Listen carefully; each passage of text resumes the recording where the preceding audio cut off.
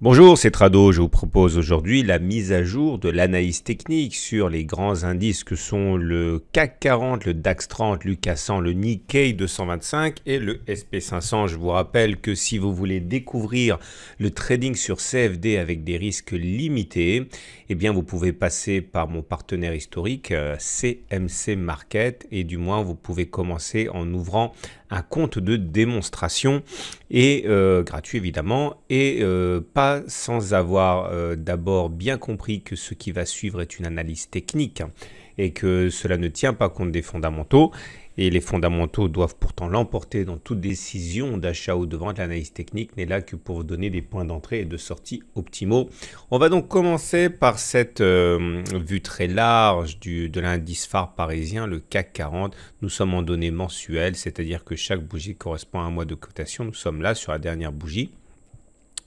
Et comme vous pouvez le voir, nous arrivons, malgré le mois dernier qui a été un mois de baisse et le mois qui vient de commencer, enfin le mois de décembre qui est à la moitié de son cours, eh bien on arrive quand même à préserver les 5300, qui sont un support important qui a déjà été testé 2 fois. C'est un support parce que vous voyez, ça a été une résistance 3 mois de suite, ça a été cassé ici et lorsque l'on casse une résistance, elle change de polarité, elle devient support, c'est ce qui est en train de se produire actuellement.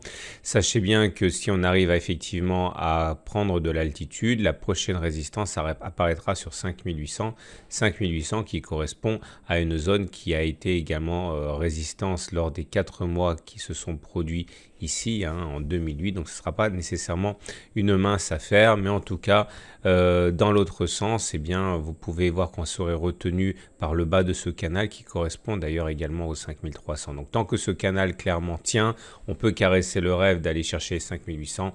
En cas de cassure de ce canal ascendant mauve, eh bien on pourra s'attendre à aller chercher les 5100 par contre, qui sont le prochain support important correspondant à une zone qui a été testée ici comme résistance et comme d'habitude, voilà, une fois qu'elle a eu été cassée, elle a changé de polarité, elle est devenue support, c'est donc les 5100.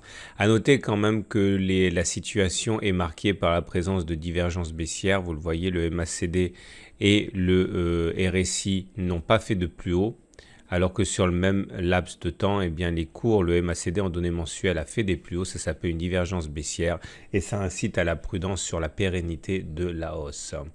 Regardez en données hebdomadaires ce que cela donne.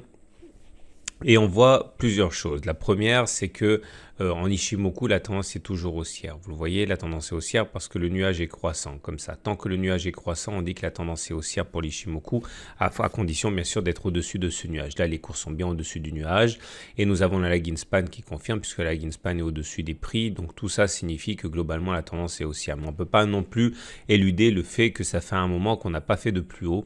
Et c'est là qu'effectivement, il faut bien se rendre compte qu'il y a une sorte de pause dans la tendance haussière. On le voit au fait que la moyenne mobile à 30 semaines s'aplatit comme ça.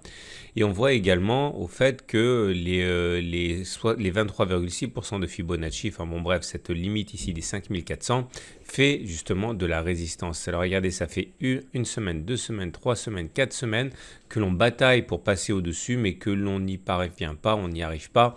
Donc globalement, même si la tendance elle est haussière et que statistiquement elle devrait reprendre ses droits à la fin de la période de consolidation, pour l'instant, il faut bien avouer que la période de consolidation est bien là. On fait un trading range, c'est évident, on a du mal à enchaîner les plus hauts.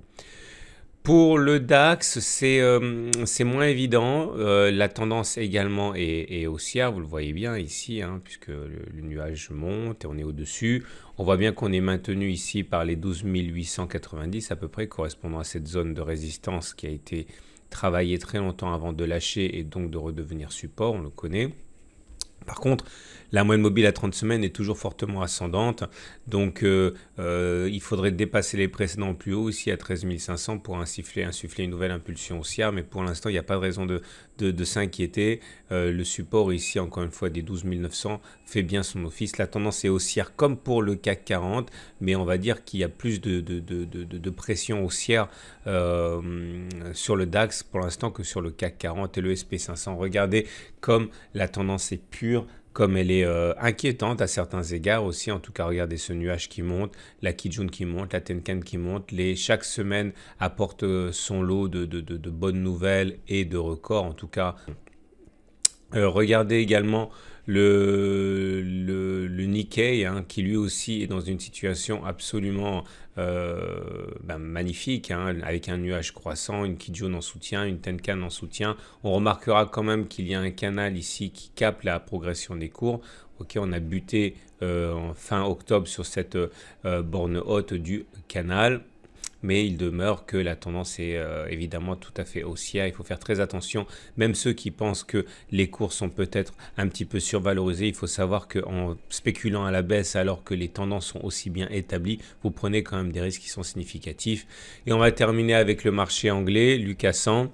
Le FTSE, qui lui aussi, hein, bien qu'il mollisse depuis de nombreux mois, hein, par contre-coup en fait avec les répercussions, hein, du Brexit, eh bien là effectivement on voit bien qu'on est entre 7600 et 7200 je pense, mais le nuage est toujours croissant. Et dans ces conditions, il y a toujours plus de chances pour que l'on sorte par le haut de ce canal de latéralisation plutôt que par le bas, même si la sortie par le bas aura forcément lieu à un moment ou un autre. Voilà ce qu'on pouvait dire pour les indices européens et pour les indices américains. On retiendra surtout que la tendance est toujours très haussière, plus pour les États-Unis, le Japon que pour les marchés européens qui végètent un petit peu plus. Et même là, hein, l'économie et le marché, la bourse allemande témoigne de plus de vigueur que la bourse française ou anglaise, mais en tout état de cause, hein, il n'y a pas pour l'instant de signal de baisse, hein, tout au plus une période de pause dans la hausse. Je vous dis à très bientôt pour une autre analyse technique.